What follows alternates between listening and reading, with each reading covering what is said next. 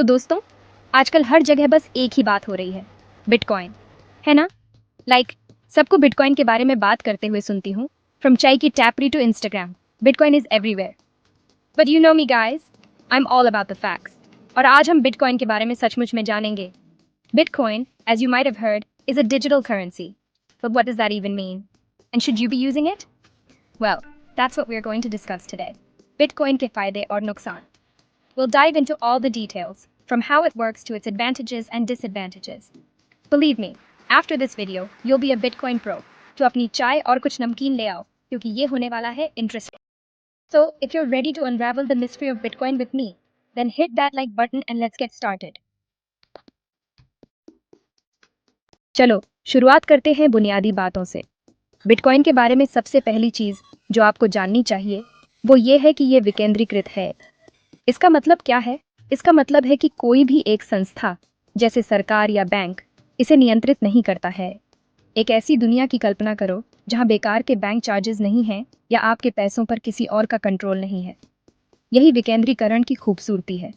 Bitcoin transactions सीधे users के बीच होते हैं, बिना किसी बिचौलिए के। ये किसी दोस्त को पैसे भेजने जैसा है, लेकिन बिना किसी बैंक के ट्रांसफर करवाए। यह peer to peer system bitcoin transactions को तेज और ज़्यादा ट्रांसपेरेंट बनाता है। साथ ही यह आपको अपने पैसों पर ज़्यादा कंट्रोल देता है, जो हमेशा अच्छी बात है ना? विकेंद्रीकरण एक की फीचर है जो बिटकॉइन को इतना यूनिक और अपीलिंग बनाता है। यह फाइनेंशियल फ्रीडम और इंडिपेंडेंस को बढ़ावा देता है, जो बहुत से लोगों को इनक्रेडिबली एम्पावरिंग लगता है। आगे चलो बात करते हैं स्पीड और कॉस्ट के बारे में। हम सब जानते हैं कि बैंक ट्रांसफर का इंतजार करना कितना फ्रस्ट्रेटिंग होता है ना? बिटकॉइन के साथ ट्रांजैक्शंस बिजली की तरह फास्ट होते हैं, क्योंकि इसमें कोई बिचौलिए शामिल नहीं होते। ट्रांजैक्शंस बहुत जल्दी प्रोसेस हो जाते हैं।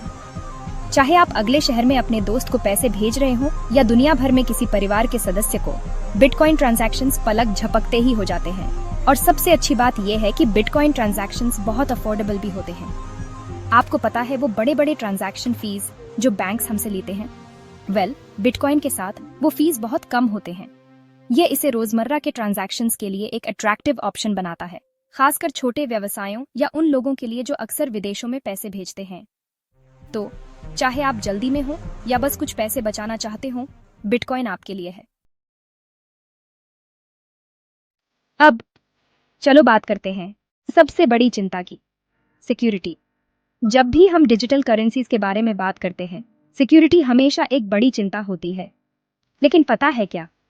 बिटकॉइन को इनक्रेडिबली सिक्योर बनाने के लिए डिजाइन किया गया है।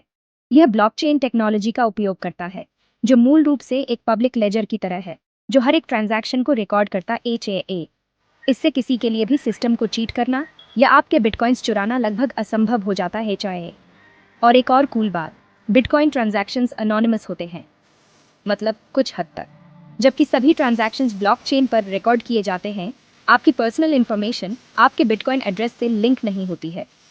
यह पैसे भेजने और प्राप्त करने के लिए एक सीक्रेट कोड का उपयोग करने जैसा है। बेशक, सावधान रहना और अपने बिटकॉइन वॉलेट और प्राइवेट कीज की सुरक्षा के लिए जरूरी प्रिकॉशंस लेना महत्वपूर्ण है। लेकिन कुल मिलाकर बिटकॉइन पारंपरिक फाइनेंशियल सिस्टम्स की तुलना में हाई लेवल की सिक्योरिटी और प्राइवेसी प्रदान करता है। ये ठीक है, अब बात करते हैं नॉट सो फन पार्ट की, वॉलेटिलिटी। बिटकॉइन की वैल्यू उतनी ही अनप्रेडिक्टेबल हो सकती है जितना मुंबई का मॉनसून।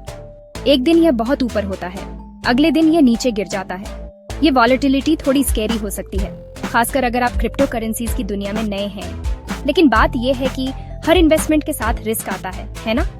और बिटकॉइन भी अलग नहीं है। जरूरी है कि इन्फॉर्म्ड रहें और समझदारी से इन्वेस्ट करें। सारे अंडे एक ही टोकरी में मत डालो और कभी भी उससे ज्यादा इन्वेस्ट न करें जितना आप लूज करने का अफोर्ड कर सकें।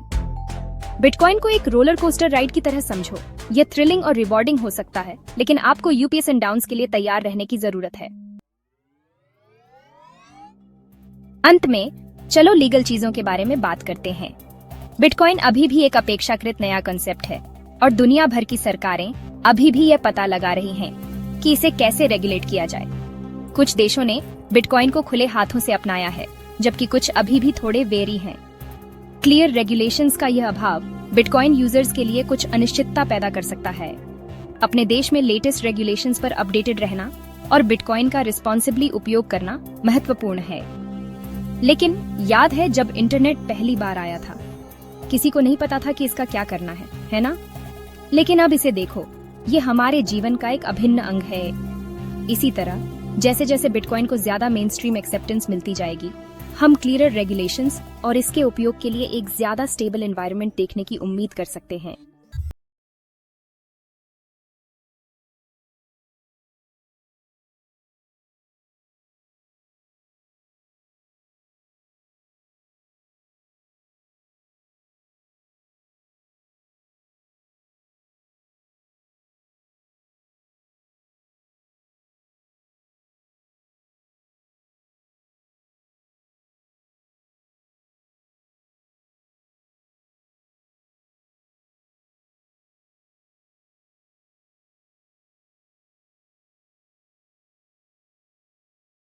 और रिस्पॉन्सिबली इन्वेस्ट करो।